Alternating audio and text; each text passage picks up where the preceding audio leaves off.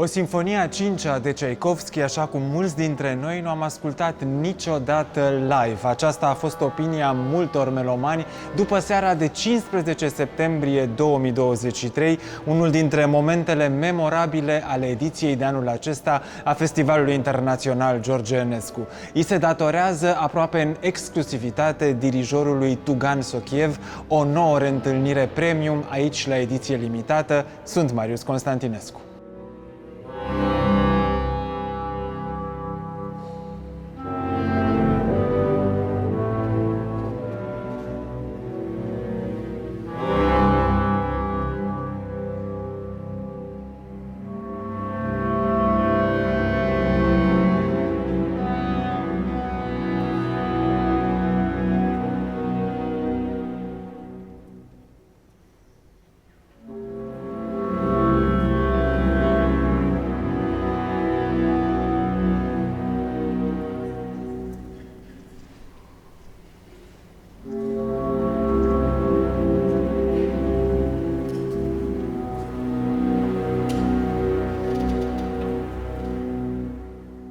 Along the years, you have had durable artistic partnerships with different musical institutions, such as Welsh National Opera, l'Orchestre National du Capitole Toulouse, the Bolshoi Theatre, of course.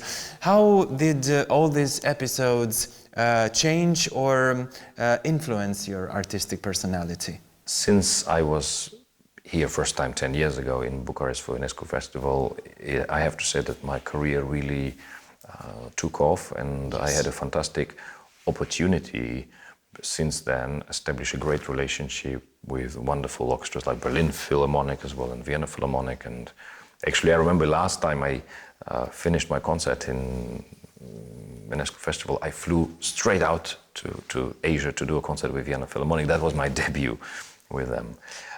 And now, of course, being a music director of Bolshoi Theatre, yes, which is very it's an epic house. It's a fantastic. It's a legendary. It's a legendary house. It's with such a fantastic, great history and traditions. And I continue to learn a lot from all these different traditions. And I think it makes any artist just richer and richer in terms of the inside artistic development. As a human being and as an artist, you have such a rich artistic experiences.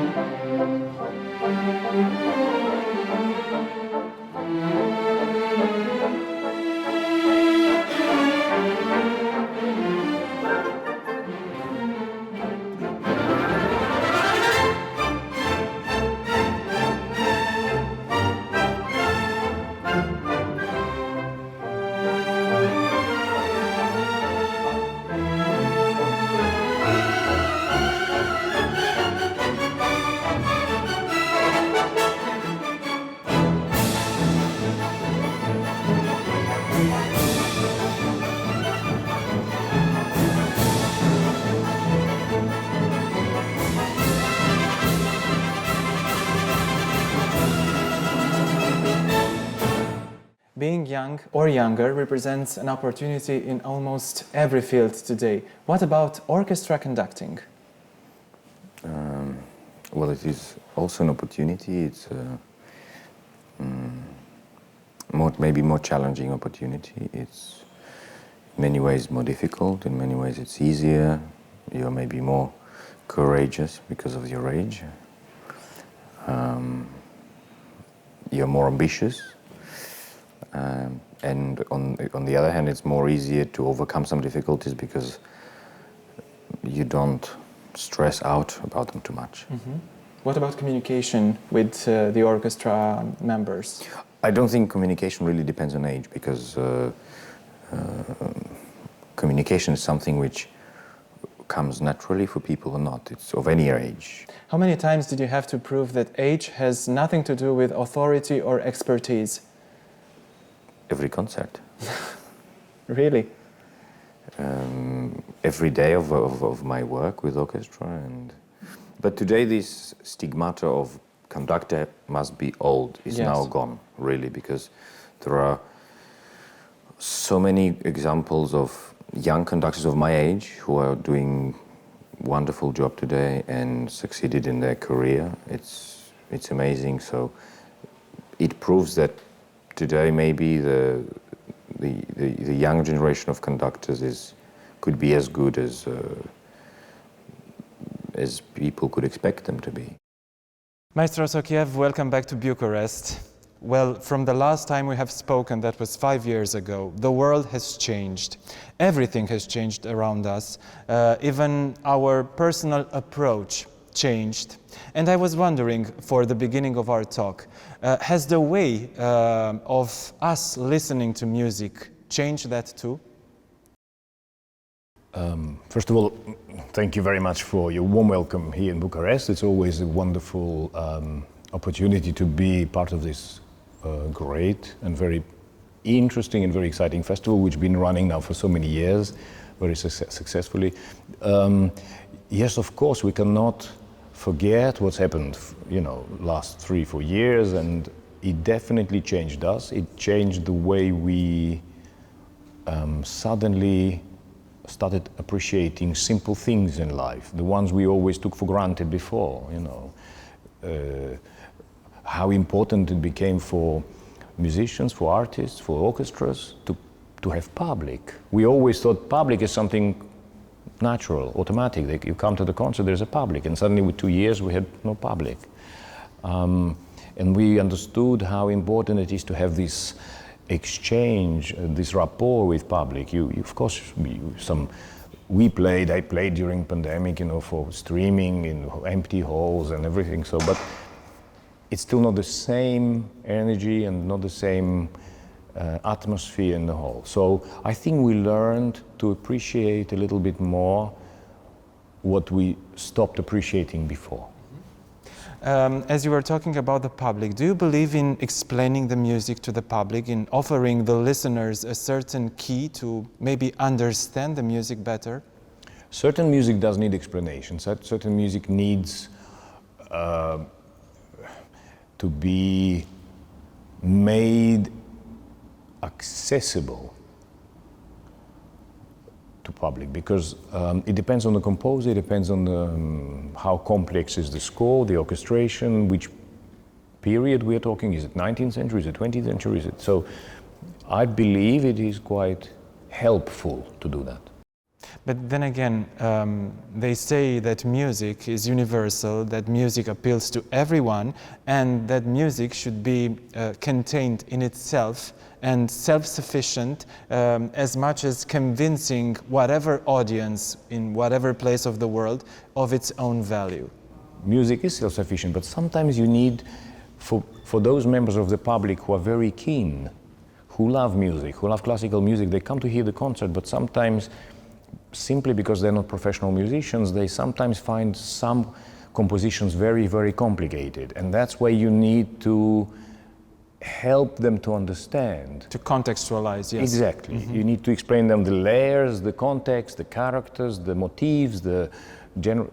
Not every piece of music needs that.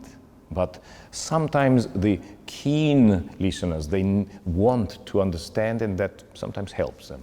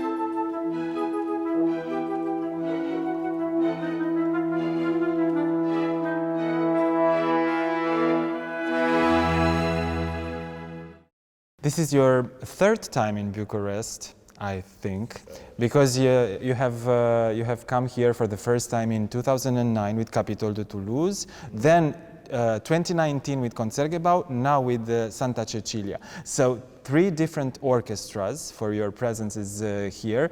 How does Santa Cecilia stand out of this enumeration, this brief enumeration? I think Santa Cecilia is a very, very special orchestra. It's an orchestra with whom I have now a relationship since 15 years.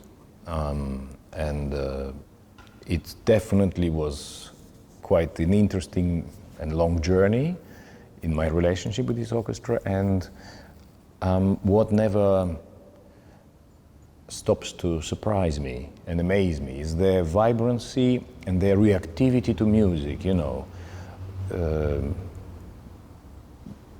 But reactivity not a typical Italian way, you know what I mean. Reactivity that they want to really live and experience 100% of every Yes, they're responsive. Yes, very, very. So they just need to be ignited. They need to be provoked in a good sense of this word. So I think it's incredibly bright, incredibly strong musical personality, and I love that. I like orchestras with personalities, and historically Santa Cecilia has already quite a big history, quite a big, heritage, and to carry this tradition forward, today is amazing to have this one of the best Italian orchestras in Italy.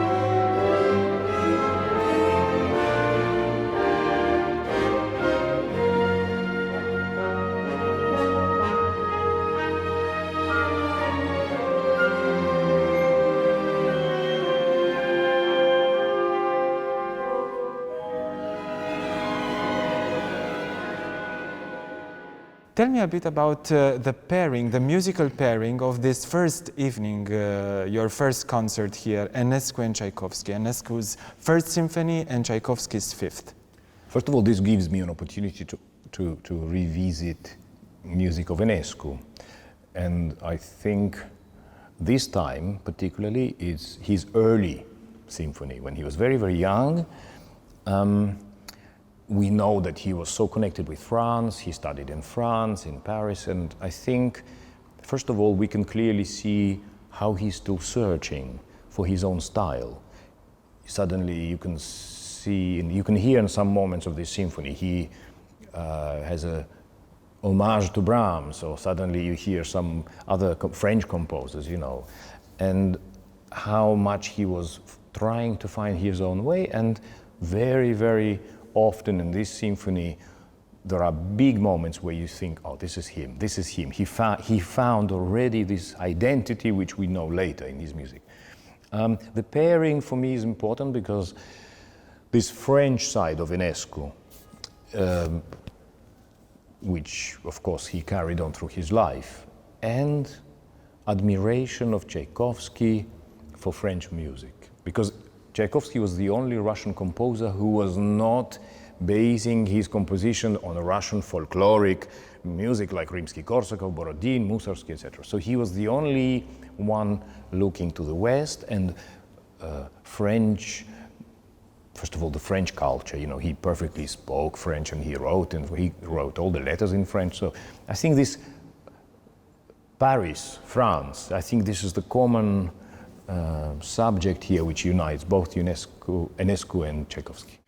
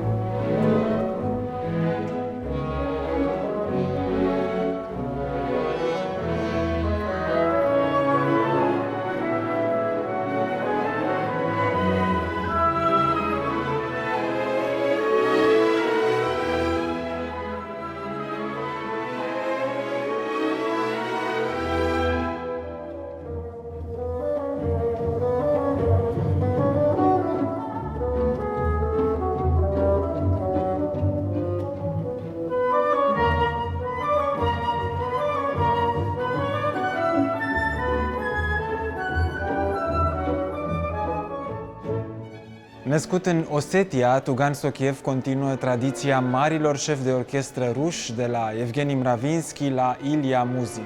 Cariera lui a început la Toulouse, la orchestra Teatrului Capitol, alături de care și-a făcut debutul în cele mai importante săli de concert ale lumii. Astăzi este dirijor invitat al unor orchestre prestigioase, de la Concertgebouw din Amsterdam până la Academia Națională di Santa Cecilia din Roma, ansamblu alături de care a venit și la București, la cea mai recentă ediție a Festivalului Internațional George Enescu. For me, it is important that I have to say something about the music because technically I can conduct any symphony. This is not a problem.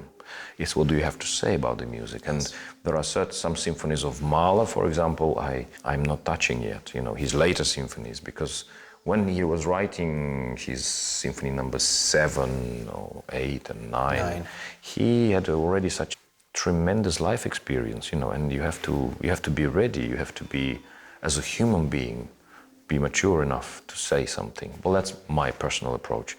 Other people might say, well, you know, it's music. What is there to say? You know, we know what to say about it, and which I'm very, you know, open and very happy for my colleagues. But I'm slightly different. Now, moving towards your second program this year in Bucharest, last time we have spoken, you were telling me that you didn't feel quite ready to approach Mahler. Well, now it appears that Mahler's time has come for you as well, because you have Berlioz, you have Liszt, and in the second part, it's Mahler first. Yeah, 5 years passed since that last conversation we had. And yes, Mahler is now my most important composers in my career, in my musical life. Of course, the Symphony Number 1 I discovered long time ago, but it's a fantastic opportunity for me to come back. Now I have conducted much of his later symphonies. It's good to come back to his Number 1 and see how much this young, very beginning, very, you know, exciting and very passionate composer, musician, he tried to open the world. We have a musical fly that circles us. Yes. Yeah. He tried to open the musical world for himself, and yes, Mahler is now a very important composer for me. It's a very spectacular piece, this first symphony, the Titan, so full of colors and rich harmonies and motifs and diversity, and I cannot help but wonder which is your take on this particular piece? I think Mahler comes from the very, very simple background. He was born in a very small town in the middle of Moravia, and I think in the first symphony we hear and we feel this connection to folkloric side of his childhood, which later also, somehow manifests itself in his music. But I think what we know of Mahler, a great director of a Vienna Staatsoper later, what he became later is nothing important, is not important without where his roots are and the fundament of his musical influence is he's growing up as a person, as a human being. So, and all the different characters, different comical, ironical, sarcastic elements, and then you have a furious finale, and very pastoral first movement. You have the whole spectrum of all these themes which then develop in Mahler's life later separately into all these different symphonies. I was listening to you talking about Mahler now, and I was wondering how much do you let the private aspect, the private details of one composer's life influence your approach to that composer's music? It is important because Mahler's music was inseparable from himself as a personality. So you absolutely need to know about his life, about his habits, how he was as a person, at the dinner, and in the opera conductor, how he was communicating with people. It's important. You get a different dimension of a composer.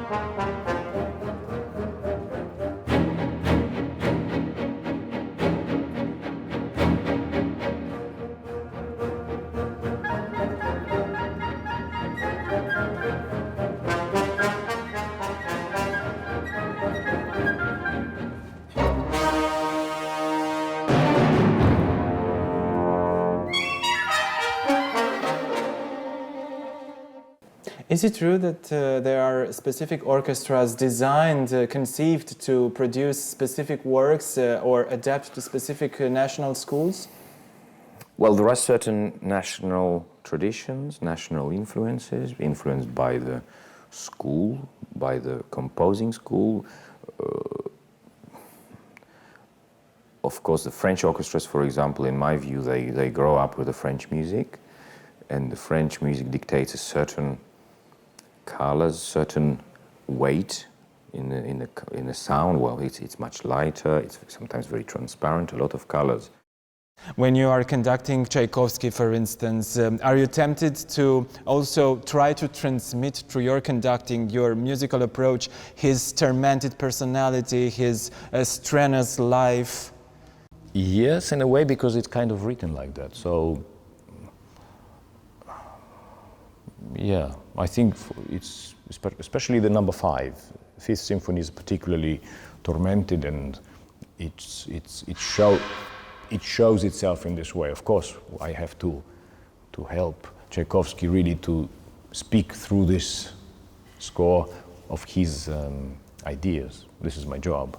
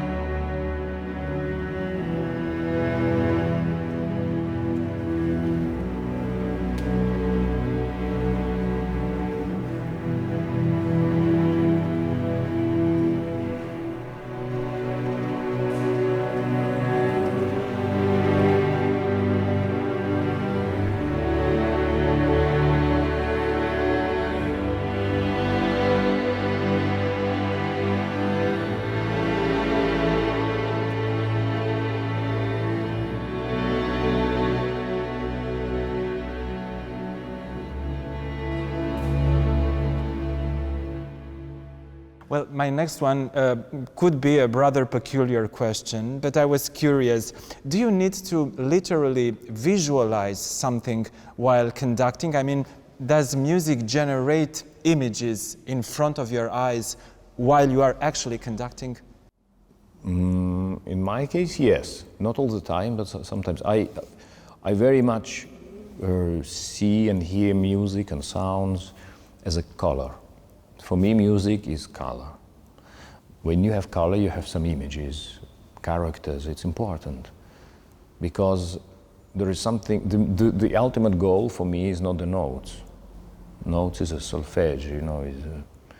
What these notes want to say, and then you have to find the character or image.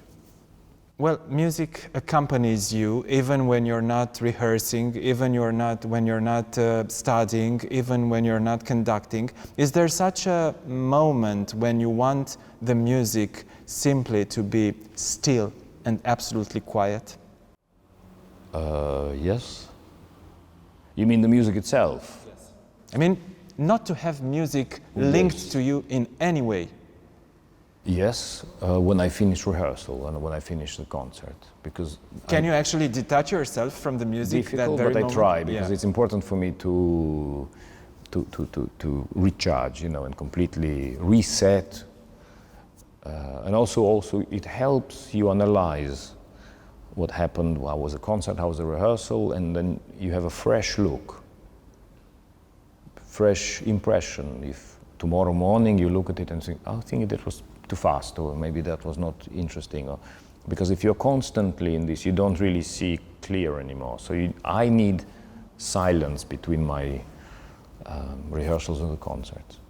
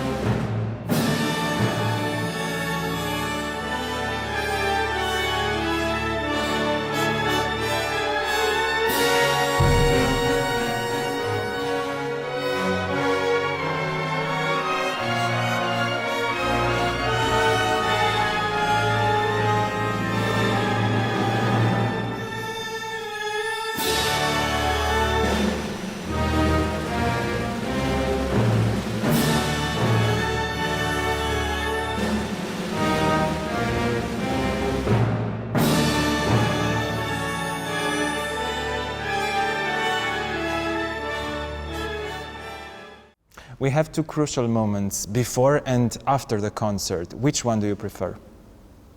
Before. You're like a high-speed runner waiting for the start sign?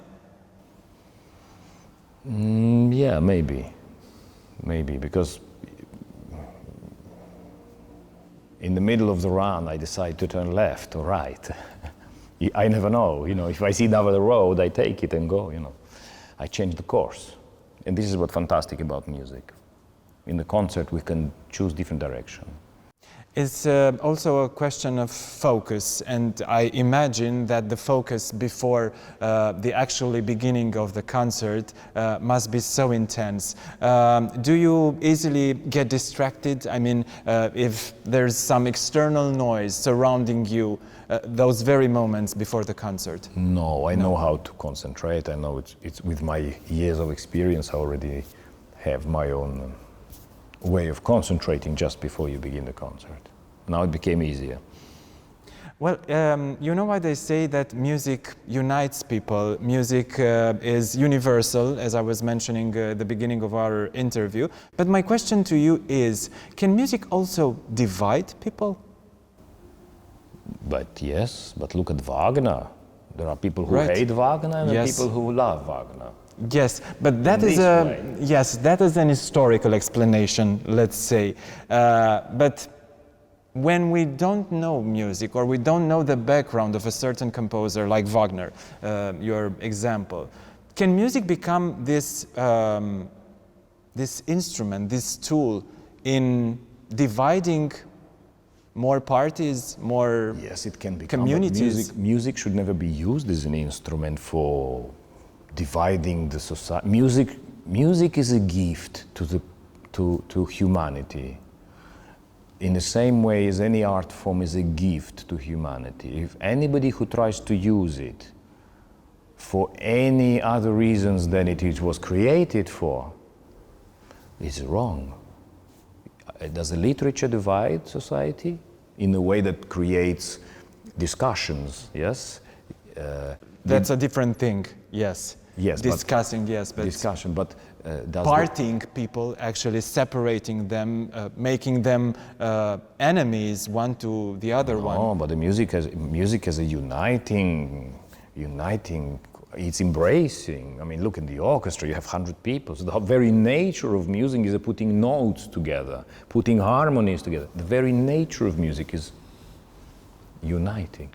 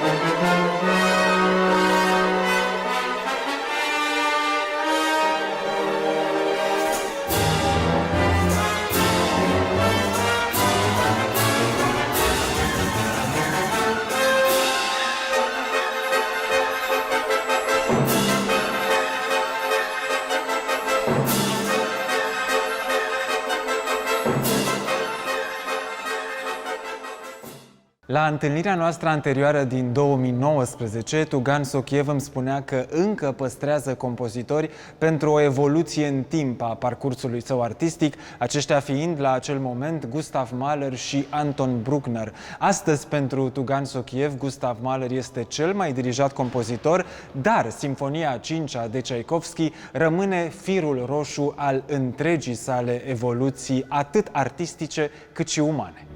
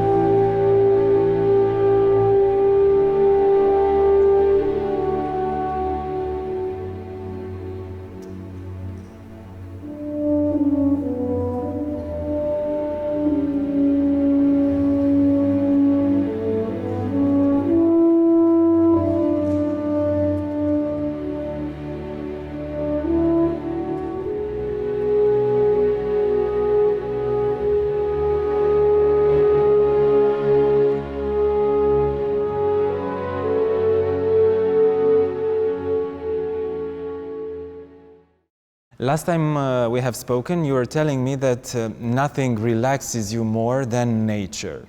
Does nature have its own music to you? Totally. The beginning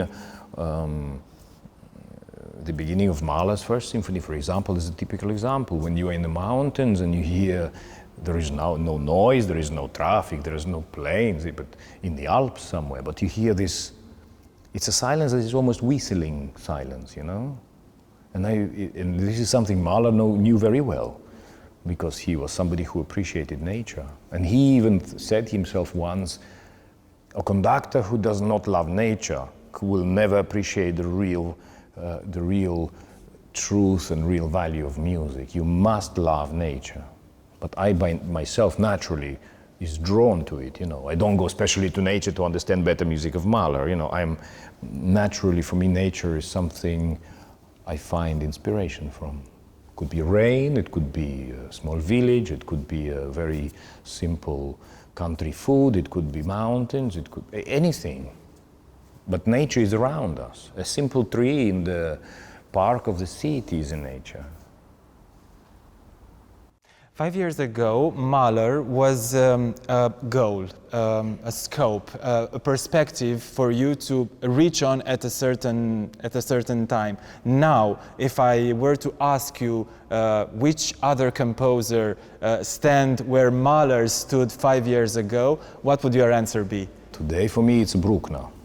So Bruckner is, I started slowly to approach this wonderful, incredible, powerful, somebody who comes from nature, somebody whose music is inseparable from nature, from Austrian nature especially, you know, and this is my next, I hope he will become my next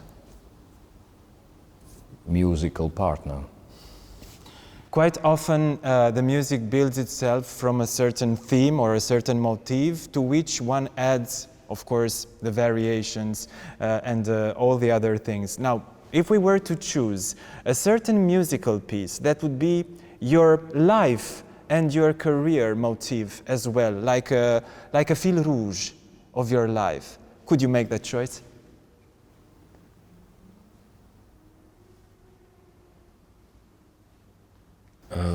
Difficult. I always save my difficult questions for last. I would say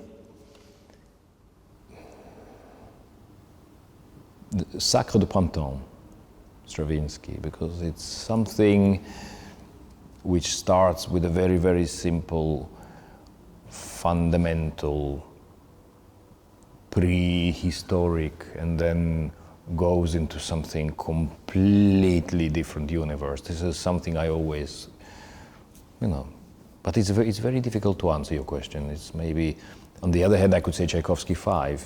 It could be, because the difference of the movements, the contrast of the movements. So I never thought about it, but for my next visit here, I'll prepare this question. So this is a promise for a next interview as well. Thank you. Thank you so much once again. Thank you.